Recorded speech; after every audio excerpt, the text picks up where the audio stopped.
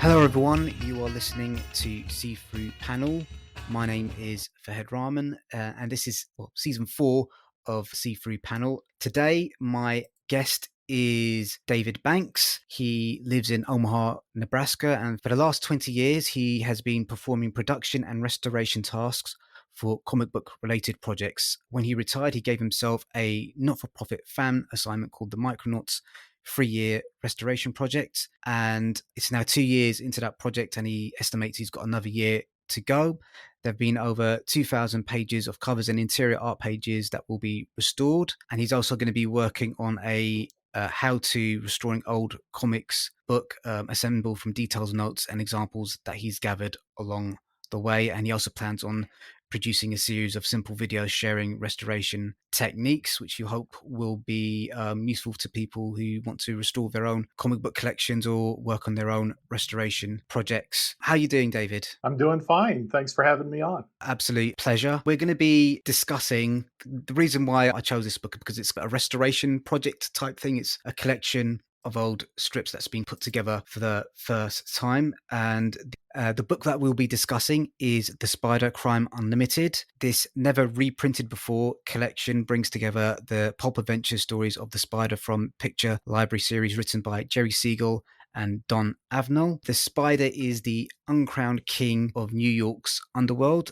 so elusive to the police that even he manages to taunt the police commissioner at his retirement party. But Professor Aldo Cummings, a famous but ill-tempered scientist, determined to stop the schemes of the Spider once and for all, invents a ray machine that will eliminate evil from a person's personality. But a tragic miscalculation will turn Professor Cummings into the Professor of Power, and he seeks more direct confrontation with the Spider. The reason why I chose this, so I get access to quite a lot of advanced review copies, and when I read about your call out on Twitter to talk about your own restoration project, I felt that this would be quite a good choice to discuss with you, because it's obviously bringing together a collection of older comic book strips. So I just wanted to get your first impressions on what you felt, how they did with restoring the original artwork here. And Well, I was very impressed, and it was a real eye opener for me because I wasn't aware of the format of British comics, where they have a two-tier system where that's top and bottom panels, but that's it. I liked the two stories as far as the work they did on them. I was more impressed by the second story. The art was more complex. Obviously, they had to take more time to work on it, but the story art and the story words themselves were much more impressive than the first story. So I'm a Superman fan myself, but the second story was better.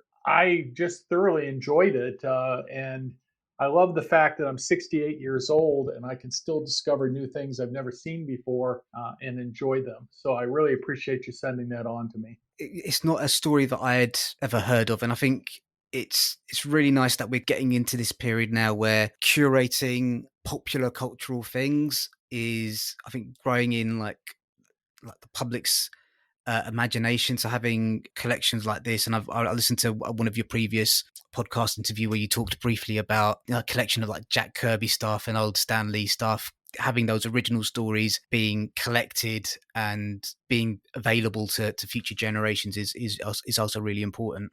Oh, I agree with you. And in fact, this is why I'm kind of doing this self assignment because I don't have any illusions that I can do it all myself. But if I can help provide a guide and an example of how it could be done, we could have an army of people who are doing it as passion projects as opposed to waiting for a publisher to figure out if they can make money on this. I mean, I think the whole of comic book history needs to be preserved. And in this digital world, once we can get it into digital, it'll be a lot easier to do it. So there's some backbreaking labor to get it from the paper to the computer, but then once it's there, we as a group can work our magic. Yeah, I completely agree. So getting back to the like this collection, the Spider. So it's very, very pulpy. It's been a while since I've read anything this sort of like pulpy, and it's quite refreshing because I think, especially with a lot of modern comics, there's not modern storytelling, but in terms of, oh, we can't do this because we have to keep like continue. Like with this, there was no formal rules. The characters were really over the top. I would say in terms of like character progression, there is, I think, Aldo Cummings becoming the Professor of Power. He is the only character that really has like a character arc. The Spider and the other characters within the story don't really develop that much. They are almost in the same situation they were at the beginning of the story as they are at the end, if that makes sense. It does. Yeah. It does because they're basically done in one stories, but when you get to the end, the status quo has been maintained with the main character, even though other characters may have had a story arc, as you say. So let's talk about the character of the Spider. I think what I found really unusual about this is that the Spider himself, he's this supervillain character. He's got a gang of henchmen. What are their names? Professor Pelham and Roy Odini, his henchmen that he kind of relies on to carry out various nefarious tasks. The Spider is he's an out and out villain. He's not altruistic endeavors that he ends up going on aren't they're not kind of they're born, he does them because he wants he wants himself to be retain his place as the kind of the king of the underworld, Oh, as it was. oh So how did yeah. you yeah how did you what do you think about that? Well, I think that he was always in the first story, always eager to maintain his status. I mean, he couldn't imagine being usurped by a newcomer, and it almost was more important to be well known and to know for everybody to know that he triumphed, as opposed to actually succeeding at what he was trying to do. In some ways, he was very childish in the first story, and he was more adult and mature in the second Yeah. story, where he kind of held back a couple times where you could have crowed. But in that whole first story, man, it was me, me, me, me, me, me, me. Yeah, it was almost I wouldn't say there's this kind of like modern phenomenon in a lot of like modern TV where you've got this anti-hero protagonist that does they end up I'm thinking of like things like Tony Soprano, Breaking Bad, these sorts of things where you've got a really reprehensible character where you're trying to garner sympathy for them in some way. And I found it really curious that this book seems to kind of revel in like the Spider's egotistical nature and his wickedness, and I found it quite funny because of that. Yeah, so it's just really refreshing just to have a character kind of being like almost over the top campy, an over the top campy villain, kind of like doing heroic things, but doing them out of a self centered reason.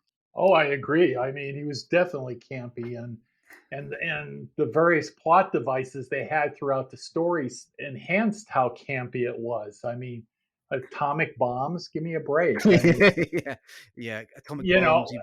in the Yeah, one story they had the bad guy's picture on the wall. Give me a break. yeah, and yeah, it's just I really kind of also love throughout both the first two stories how many really wild and imagine like there's story ideas in here that you could fill out that just form small parts of the comic that you could fill entire graphic novels with. I'm just thinking about these bad Professor of Power at one point kind of manages to get these intimate interdimensional aliens to help him take over the world. That could be a graphic novel in and of itself. And this is I wouldn't say it's a throwaway idea, but so, yeah, let's just throw this in there as well. Well, Yeah, and then to insert the plot device of Dr. Jekyll and Mr. Hyde, yeah, and it was such a mishmash of things because I mean the guy being able to will himself from one appearance to another, but his fingernails didn't change was like wow. I mean, it's like Jerry Siegel borrowed from a variety of stories and remixed it into this story. I completely agree with that, and I really also really enjoyed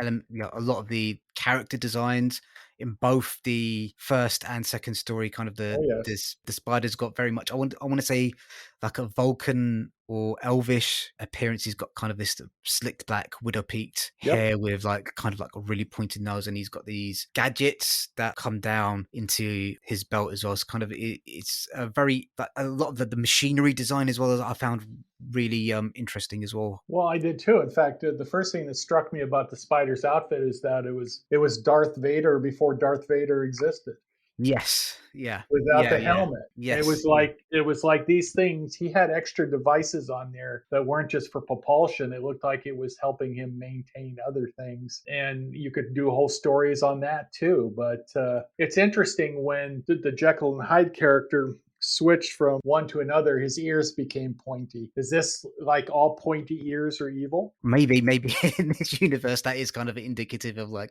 an evil characteristic. I'm not too sure. But the second villain, the second villain was wearing a hat throughout the story, so we can't tell whether or not he had pointy ears or not.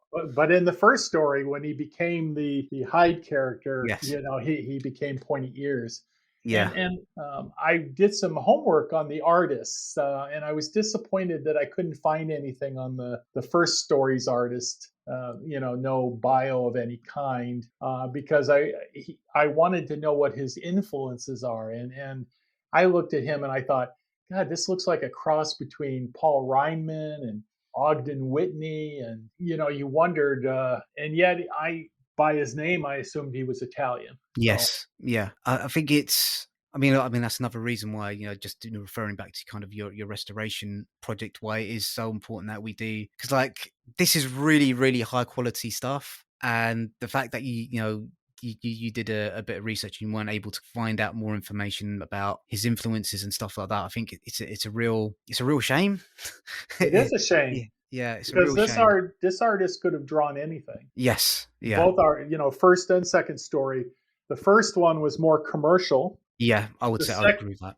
And but the second one, at first you might think it looks scratchy, but then it reminded me of Alex Toth as far as there was a method to his madness with blacks and whites and how he had a lot of heavy blacks in there. Yeah, so let's talk about that a little bit. I think the first, I think the artwork is how do I describe? I would say it's a little clearer and cleaner. Yes, Yeah, the it's line more, work is more yeah, commercial in the first story. yeah, the line work is, I would say, a little bit thinner. Would you agree with that? Yes, I would. Almost like Al Williamson, who Yeah, used to ink various, John Romita and other people. He very thin line, not heavy blacks. But it's interesting how few backgrounds there are, except these big black blotches that act as like almost a oh, contrast to the word balloons. that is something I had not actually picked up on. The backgrounds in the second story certainly are far more detailed. I would say in the second story, I'd like to get your opinion on this. I think they overproduced a couple of the pages in terms of like the restoration, if that makes sense.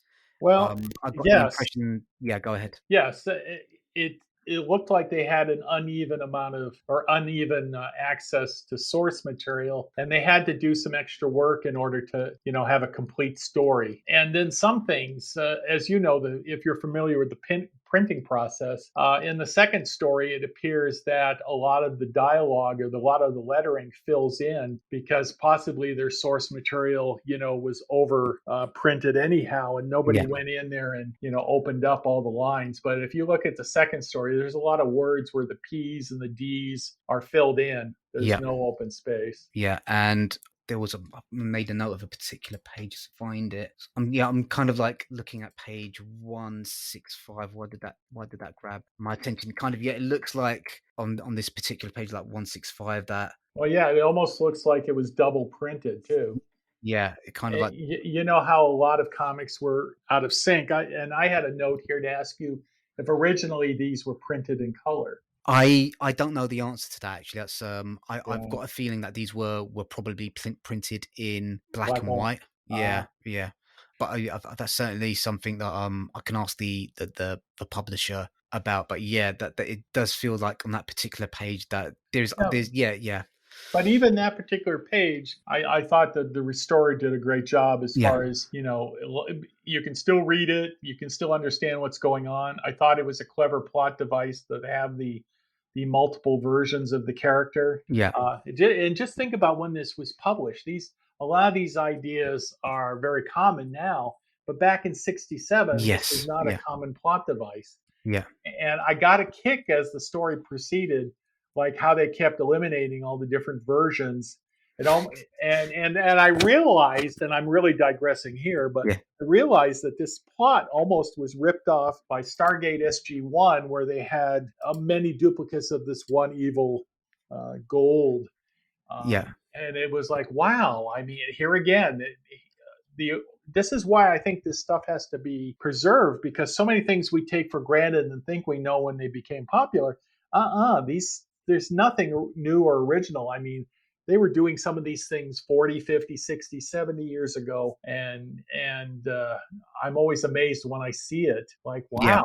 And Yeah. I this mean, is the whole joy I got from reviewing this with you, is that just to see the different ways, one, the way they did the art, but also the two approaches the writers took to their stories. If you look at the Jerry Siegel story, a lot of he didn't do a lot of what I call captions. He put it right into the word balloon dialogue. Whereas the second story, there's a lot of captions, so you don't hear the character going, "Oh, there's my spaceship. It's about to yeah. land." Yeah. You know, it says that in the caption. The helicar touchdown near the huge metal spear. I think, yeah, the two different approaches in writers, I think, is also kind of reflected in the what's the word I'm looking for? The antagonist that the spider faces in each Yes, story. Yeah, I think, yes, like, for me, the Mr. Mass, who's the antagonist in the second story, is a really fascinating character in a lot of ways. This guy that, is looking at crime as a profit making operation, and he's looking for the most efficient, effective way to produce this profit. Whereas the Professor of Power, who's the antagonist in the first story, it was very much more about his ego and him wanting to be, wanting to be showing the world that he's the best, the best, most powerful person in the world. Where Mr. Mass, I don't think he cares as much about that. For him, it's more about, right, how much money can I make?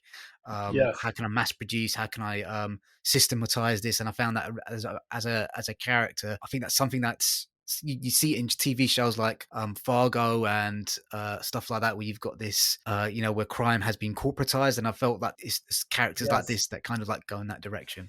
Yes, and it almost, because the villain or the antagonist was more what I call a mob mentality approach to business and making money, and you introduce this superhero element or supervillain element, these almost clashed with each other. It's like two genres fighting with each other during this story being told. I saw the main character in the second story more like the shadow as opposed to a supervillain. Yeah, More I'd like I'd agree with that. I think there's a little bit more character development there, and I think he also, in the second story, he also at least seemed a little bit more resourceful. I think in the first story, a lot of it came down to almost Deus Ex Machina, last minute yes, reprieves. Yeah, yes, yes, yes. Whereas here, and he seemed vulnerable too. I mean, and I loved, if you saw on page 185, they didn't rip off. It's like a scene right out of Mission Impossible, where the guy takes off his face and you realize it was a false face and it acted yeah, as a yeah. I catch. love that. There again, there's a plot device we've seen so many times, and Yeah. and here it is back in 1967. I mean, come Yeah, on. it's just like it's just remarkable. Yes. And I mean, I'm not ashamed to say I kind of write comics in my spare time, and there's certainly a few ideas in here that I'm borrow, steal, rip off. Um, Well, but yeah, yeah, yes, and I love the pacing in the second story too, yeah, especially yeah, and these little tricks like on page 190 where he's sitting in the office waiting for the people to come in, and yeah, he's lecturing the yeah. That is a authorities. great panel. That top panel at the top is just, yeah, Yes, yeah. yes. It's a I fantastic panel. and like I said, I thoroughly enjoyed both, and I studied them off and on since you sent it to me a couple weeks ago, and it's just opened a whole new appreciation of what's being done. And in your country, 2000 AD is doing some great restoration Yeah, work and republishing work. I mean, I haven't seen anything that's been a dud yet, and I love how it opens up us to new things. I mean, there is a host of artists that I think I was disappointed there was no artist bios in this book. yeah, yeah. I don't know why they didn't include that. Maybe the information wasn't Well, available, but yeah, I it's did um, find information on the second artist, and the different work he did in addition to this. And this guy had a long and extensive career. yeah, so Yeah. that's, yeah, definitely a shame it wasn't included. I do want to kind of, you kind of, we briefly mentioned it before, is like the rather like, for me, reading this, it kind of the odd panel layout. So almost all the pages are either 2 or 3 panels, and yeah, I just found that, I don't know if that was something that as an artistic I don't know if Well, that's something that was popular at well, the time or if they hadn't did well, yeah. according to the information I found, the reason they had to do it is that their source material originally was from publications that were printed much smaller, almost like Okay.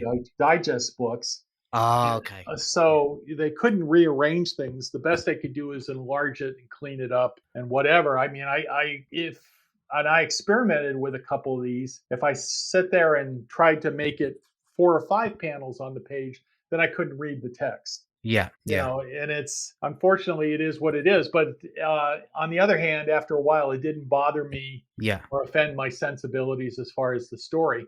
In fact, it made it seem like the writer was not overwriting because he had a lot more room for his dialogue balloons, and so Yes. I didn't feel like the art was being crowded out at all. Yeah. It's odd that you say that because I think maybe more in the first story, I do feel like the text was doing like a lot of the heavy lifting in terms of describing exactly the Right? action that was happening in the scene, especially kind of with some of the the spiders kind of like longer, kind of like speech, bigger speech bubbles. But yeah, I think this kind of putting this sort of like restriction on yourself as a like creative storyteller, I think it's really fascinating to see how much you can actually get done. You don't need 6 panels on the page or 4 panels. You can get a lot done just having 2 or 3 panels on a page, and yeah, it's an effective way of getting across action and tension Well, and comedy yeah. and stuff like that. You look at page 193, the bottom panel. You have to look at it from left to right, but this is one panel, but it's like several things are going on simultaneously, from Yeah. people falling over and laughing and whatever. They, in American comics, they probably would have made that 2 or 3 panels, Yeah. and so it was, actually it really worked for what they were doing. So we've been chatting about the book for about 30 minutes. So I just maybe want to kind of wrap up the discussion on this because I do want to kind of get to your project as well. So I really quite enjoyed this. I felt I think they did a really remarkable job Hmm. with the Yes. restoration. I'd be keen to read about more adventures of the spider. Like him as a anti-hero, I think is kind of quite as oddly compelling character because he doesn't actually grow that much, but just seeing him, through the force of his own ego, trying to maintain his own place in the world Yes. is quite exciting. And So it'd be yeah, interesting to see if we have two different writers here. It'd be interesting to see if how he's handled with any other different writers and whether he yes. progresses. But also in the second story, I thought of it sort of a semi-satire as opposed to the first story. Oh yeah, I think that like for me, I don't know if this was something that was intended, but I did see the second story. I almost did that like criticism, like capitalism and stuff like that. But I don't know if that was just like me, my left leaning, um, left leaning things, kind of attaching things to there that wasn't necessarily the kind of like Wow. artists And creators we intent. really have to Yeah, give the artist some chops because I love the panel at the bottom of page 205. yeah, Look at that. yeah. I mean, it's yeah, When you look like at it, you the realize that he's using less, not more lines and stuff. You know, I wonder where he got the idea to do the smudges and stuff to make it give the Yeah, I atmosphere. mean, it's just very. I mean, it's almost like that panel. Almost, I mean, it looks like something out of like almost like something out of like Sin City by Frank Yes, Miller. It's kind of that very similar much sort so. of Yes, very vibe. good. Yeah. Yeah, for me, this is that I recommend. I'll put details of where you can find this in the episode description. David, any closing I thoughts? think it's well worth people's times to read these two stories. Whoever picked these two stories knew what they were doing because it gives you a nice contrast, two different approaches, two different artists, two different writers. And I think it's well worth their time. And I'm glad to see that this has been brought back again from the 60s. I bet that there's Yeah. thousands of pages worth of good stuff that's waiting to be shared with the world. One question I did want to kind of like, so obviously we're reviewing a digital version, and I always forget to do. Thank you to NetGalley for providing me with an advanced review copy to discuss. One of the things I heard you kind of mention when you were working on your own projects is kind of like the paper quality and things of that nature. I'd be really curious to see what kind of like paper stock they used to kind of print this on, Yes. and see if how that has effect on on the restoration Yes. as well. And I have been on my own projects. I find that I'm more happy with a less quality paper, uncoated paper, because it doesn't take away from the comic itself. It seems more closer to the original. And some of the publishers have really figured this out, and they produce on perfect paper for their product. And other people don't. They have glossy stock, and it's just overwhelming. And I would hope that this isn't overwhelming. I hope this is printed on almost cheap paper, because that kind of is the feel of the times. So let's talk about your project. So I'm going to try and avoid ask. I listened to a couple of your previous interviews, so I apologize if I'm asking any questions that have been put to you before. You're restoring Micronauts. It's the Micronauts, like, comics is not something that I'm familiar with. I've never kind of had the opportunity to read them. Tell us a bit about kind of like the Micronauts universe and what attracted you to dedicate 3 years of your life to restoring that particular I'll be comic. glad to. Here's the thing. Micronauts were based, the comic book itself was a licensed property based on a toy line by Hasbro. And the comics turned out to be more successful than the toy line themselves.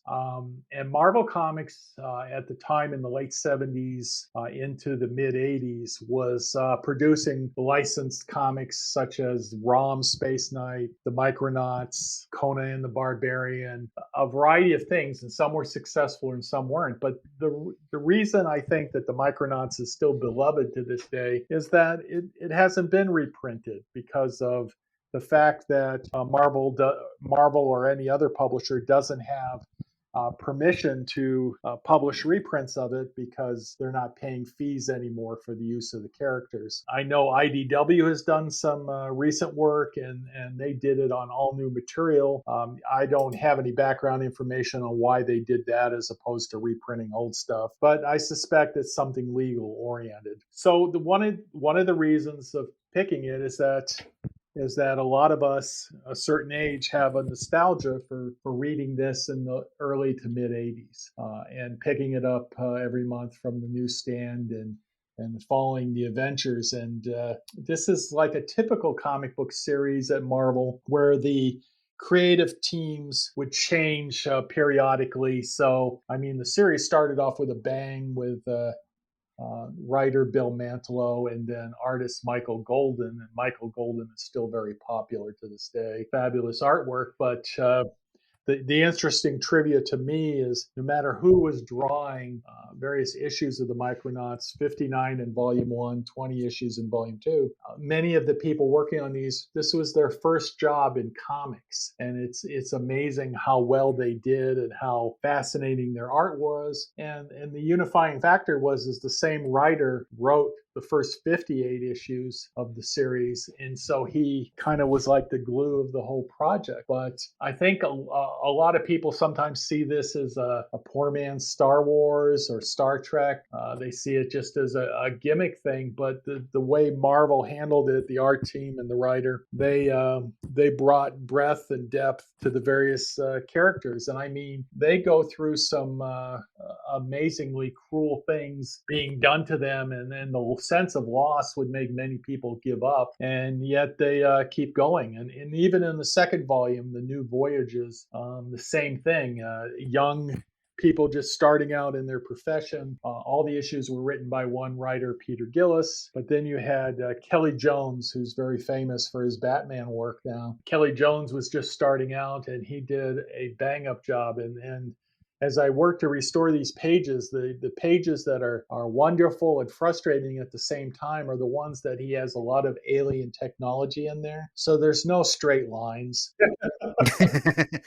There's Yeah. no symmetry to anything or whatever. This is definitely, you wonder where he was that day when he was drawing that, because it doesn't look like anything else I'd ever seen. I have an agenda as far as why I'm doing this. I have the luxury of being retired. I have the Yeah. luxury of, nostalgia with this thing. So I can work on this and not worry about deadlines or people looking over my shoulder. I had started showing things on my Twitter feed and getting input and sharing some experiments with people on paper and stuff. But, my main agenda is this. I hope that when I'm at the end of this, I have it all done and I have the how-to book, from my opinion, done on restoring old comics as well as the videos. I hope then people take that knowledge and go restore their favorite thing that hasn't been done, because there's so many titles out there that haven't been, restored and reprinted. They're very obscure things, but to me, they're not obscure. Like Yeah. the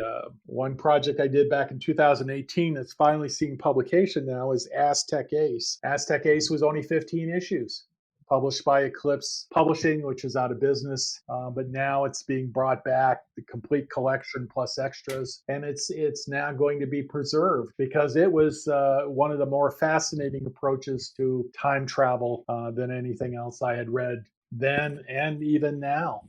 One of the questions I wanted to you was basically if you had access to the writers and the artists that worked on Micronauts and you were able to kind of ask them questions, is that an opportunity you would take up? And secondly, what type of questions would you kind of want to put to them? I'm thinking because it's a restoration Well, project that it's like you're reading my mind. Yes, I would love to do that. And I would hope that I would eventually be able to talk to Kelly Jones. But I suspect sometimes that when it's somebody's first work, they're not really interested in talking about that. They want to put that behind them. But for us, I would like to talk to the inker called Danny Boulaney. I mean, he was a unifying force through all these issues. He inked many, many of the issues and he kept everything looking consistent.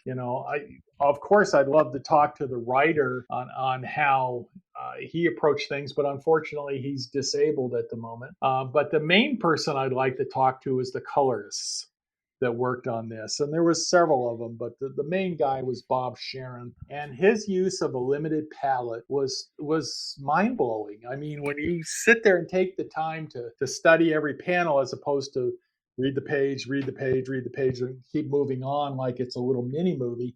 But if you sit there and look at it, you think, how inventive was this? Now, was he just winging it, or did he have a plan, or whatever? Those are the kind of questions I would like to ask, especially the colorists. But also, I'd like to ask the people that printed this, what the hell were they thinking? Because sometimes it looked like they would print a partial color over the black line, the text or the border lines or whatever, and it would cause the black to be washed out. And I'm like, what the heck is yeah. that? But I get Yeah. down in the minutia, but then that's the luxury I have of spending several years working on this and making it so that it's true to where it came from, but also you get to appreciate the art, because it's when you strip away a lot of the color, I think you'd be really surprised how fantastic some of the art is under the bad printing and the bad paper and whatever. You'd be amazed at the art. I mean, there should be portfolios for Michael Golden's section and Butch Juice's section and Kelly Jones section, because they had so many full page panels that would be fantastic for posters. And I mean, I'm going on and on here, but Yeah.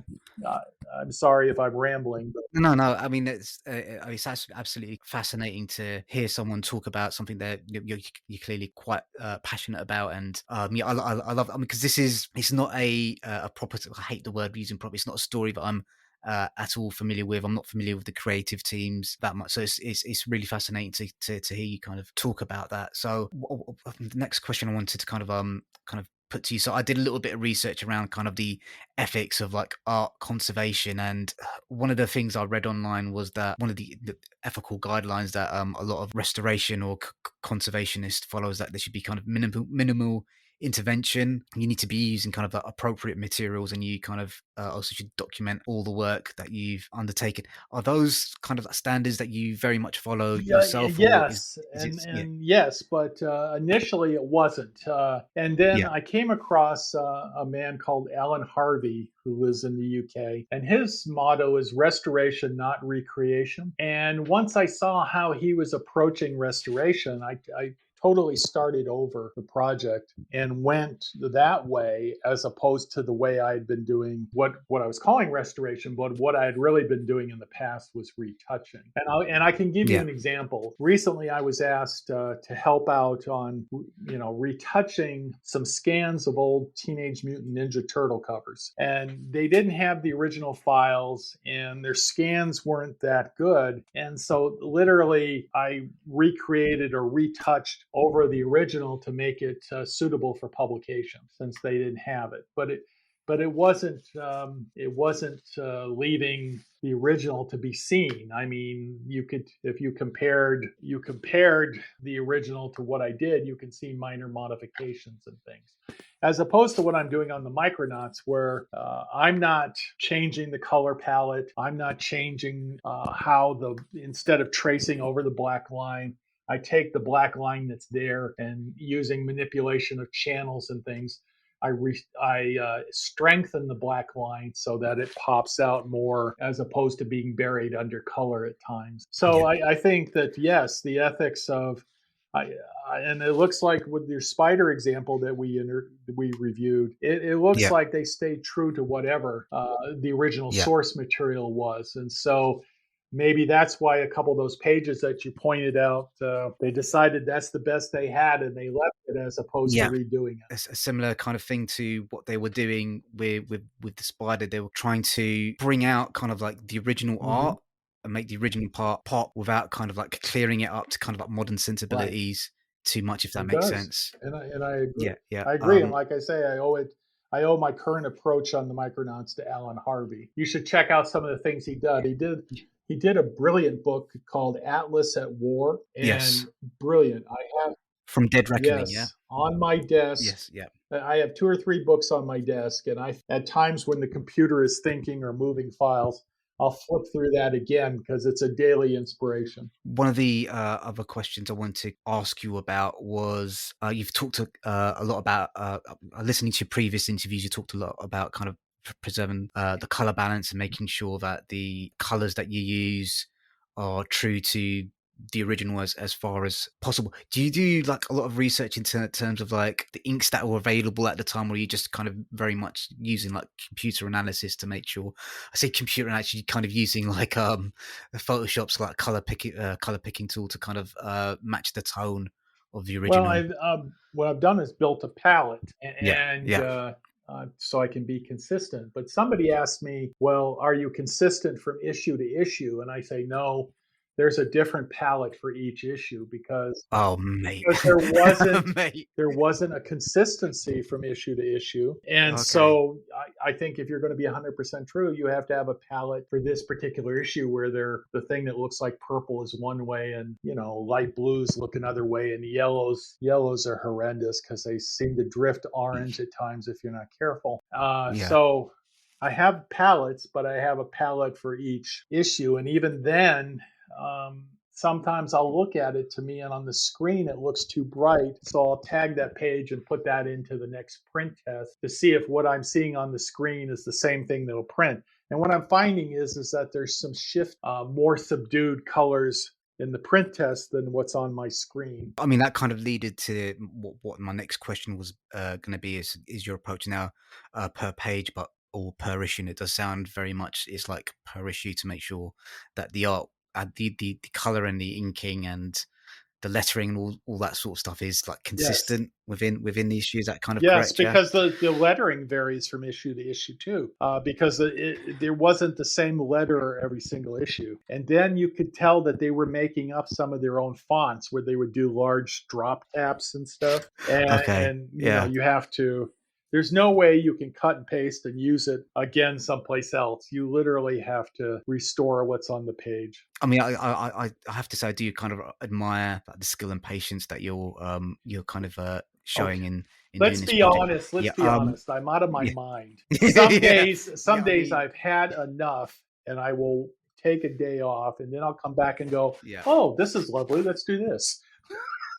Yeah, yeah. I think just want to quickly talk about the book that you're doing. So I think listening to one of your previous podcasts that you're on, its plan was to make it a 64-page comic book coming from I think Kablam Yeah, is what that's I've got written one. down here. How's that Yeah, progressing? that's one way of doing it. I've kind of drifted to another idea now, though. I've been Yeah, experimenting with what I call magazine. For many years, yeah, I was known for hardcovers, but now I'm experimenting with magazines. So I'm in the process. I've got a print test out there that's basically a preview of what a large magazine could be. But I could see this as a large magazine, that an 8.5 by 11, that somebody can fold open and it stays open on their desk as they flip from page to page. They can use it as a reference, but I'm doing a test of that right now, and I see the final product at this time being the how-to product being more like a magazine. And with a magazine, you Okay. can mix up. And this isn't an original idea. I sit there and look at what Tomorrow's Publishing does with their various publications, and with a magazine you can get away with what I call a lot of mixed media things. You can have color sections, you can have black and white sections, you can Yeah. have 2-page spreads, you can have little tiny panels. So that's where I'm at the moment. Cool. Oh, that sounds great. And I'm assuming you're writing it, but are you going to be bringing any other artists in to kind of maybe do artwork for that, or? Well, so far the artwork is everything that's original to the series being restored. Yeah. The dream would be is if somebody of the Kelly Jones quality would come back and do a brand new cover for something. I would gladly Yeah. pay for that out of my retirement funds. When you mentioned previously, one of the reasons why you're doing this is to kind of document your process and to share the knowledge that you've gained from working on this project, so that other people can work on their uh, projects. on their on their project. Have you ever thought about maybe doing something like an online course or mentoring, or is this is the comic the book or the comic book or the magazine, should I say, is that the way that you want to go? Kind of had you had any kind of like thoughts about Well, that actually, at all? About I just haven't talked about it much, but I get direct messages on Twitter saying, could we do a Zoom call? Could we do a Skype call? And could you Yeah, show me a couple things? And I'll sit there and spend an hour with somebody to help jumpstart them, or give them some tips on, how to use Photoshop to accomplish what they want to do. And so I'm already sharing the knowledge there. That way, I have no problem doing one-on-ones with people yeah, or doing a yeah, course. You talked about ethics. This is what I call my tilting at windmill projects. So I'm not looking for a payday. I just think yeah, this is something that should exist. Now, will we shame a publisher, a legitimate publisher who has permission into doing this? Hey, I just happen to yeah. have all the files ready to go. Yeah, yeah, Why yeah. not? And it's not like Disney Marvel are hurting for Well, money at the but moment. I'm sure just they, think about it. yeah, I don't know how you guys perceive it there, but in America, the way we think of Disney is they know how to manage their vault, and they know how to let stuff sit for a few years and then bring it back out, dust it off, and sell it yeah. again. And I can't imagine that Disney wouldn't want to make some money off something that they don't have to start from scratch on. It's all ready to go. One of the other questions I wanted to ask you about, have you been, so you mentioned you've been approached by people on Twitter and stuff like, has anyone from like academia or museums approached you at all about maybe like doing something like an exhibition, or I'm specifically thinking about with academia. It's, at least in the UK, there's quite a few universities that do have comics research departments now, which is like a really wild thing, like to me. So I was just wondering if has anyone from academia or any museums maybe approached you about kind of like restoring old things, and or maybe going in Well, there to talk. that is interesting. And to me, you're reading my mind again. I've had unexpectedly in my mind, I thought that I was just in my little corner working on this project, and the same 15 or 20 people who are interested on it comment on it. But I am surprised. I'm 2.5 years into retirement, and I'm surprised how many people say to me, three things. We like what you're doing on your thing. Can you help us out on ours? Can you take a little break and help us? Or are you willing to come to our school and give us, a little talk? Or, are you going to be at any conventions so we can, maybe have you do a panel? And so I'm getting a lot of unexpected communication just from the fact that all I wanted to do is restore this series. And I'm surprised at the people who are interested. And so the long-winded way of saying is yes, and I continue to get more, but I'm not. And if it's a cool project, like the reason I helped out on the Turtles project is my two sons and my two grandsons are Turtles fans, and so Yeah. that made Grandpa very cool with the family. Yeah, They're yeah, like, "What are yeah. you working on?" I'm saying, "Oh, I'm cleaning up these turtle panels," and they're like, "Oh my god, Oh, cool. and and Yeah, uh, and then cool. I did another under the table project that hasn't been announced yet for another creator that I was a longtime fan of. And so, if it's interesting enough, I guess I'll do it. I'll interrupt my own stuff. But if it's not, it's like there's so many guys out there, and I'd be glad to tutor anybody so they can go do the job. If you build it, they will come. Yeah, And I think you're building something here, and people will come and try to learn from you. And I think it's genuinely really like fantastic that you've got this project to work on, and it's connected you with other people. And I think that's I really think it is. lovely. I think it's I really really think it nice. is too, Yeah. and very unexpected because, I've had a long career. I had a long career, and part of it was in comics. And I thought everybody knew who I was, and I seem to have more people say, "I just discovered you," and I'm like, "Where the hell have you been? I've been around forever." Yeah. But oh well, right? I think the comic book world, it's a big place, but it's also like a little Yes. place at the same time. And I've just got a couple more questions for you. I think you've kind of already answered this, but what would success look like for you for this project? That I completed all 2,000 pages, and I have at least one complete printout of it to share with the appropriate people to take it to the next step. But also that I think the more example of success would be is that people would start telling me that they were using the information I gave them to do their own projects. And I plan Yeah. to sell Um, the whatever the end product is. I plan to sell it at cost because, like I say, yeah. this isn't a payday thing. This is how do we preserve our future? How do we preserve our comic heritage is how I look at it. And Yeah. Yeah. if you explain that to people that don't read comics, they don't get it. But people who do read comics, there is something in their childhood that should be preserved. For many, And I don't think it's just our childhood. You know, I've been to exhibitions in like the British Library and been to online talks. Comics play such an important cultural part in so many countries around the world. I mean, I didn't realize there was a rich comic book tradition in like parts of South America, in Africa, different parts of Asia, and it's important that we do work to preserve this yes, stuff. very much so. The last couple of questions I'm going to put to you: is there anything that I didn't ask or that we haven't talked about that you'd like to talk about, and for me to ask you? I'd just like to give a shout out to a long term colleague, Tim Benson at Omaha Bound. You should check his website, omahabound.com. He does a lot of curated projects where he works directly with the creators to come up with projects where there's only 10 to 20 copies ever made. And these are very high end projects, but are very much desirable to see the end result. That sounds great. If you can send me his details, I can put that I in the will. episode I will. description as well. David, can you please tell people where they can find you on the internet? Well, basically, the only place I am on the internet at the moment is on Twitter, and Yeah.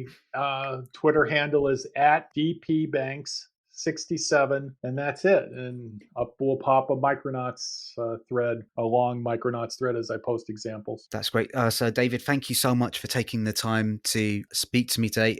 Guys, if you give David a follow on Twitter, that would be really fantastic. We're sort of back in recording now, so we're going to be trying to continue doing this podcast thing. If you can please continue to support the podcast by leaving a rating or review wherever you found us. And if you can leave a tip in the tip jar, which there's a link in the episode description, that's also would be helpful. And yeah, get in touch with us on by email on seethroughpanelpodcast@gmail.com, I believe is the email address. If you've got any recommendations of comic books that you'd like to check out, or if you want to be on the podcast as well. Thanks, David. Let's say All right, bye. Todd. Take care. Bye. Bye.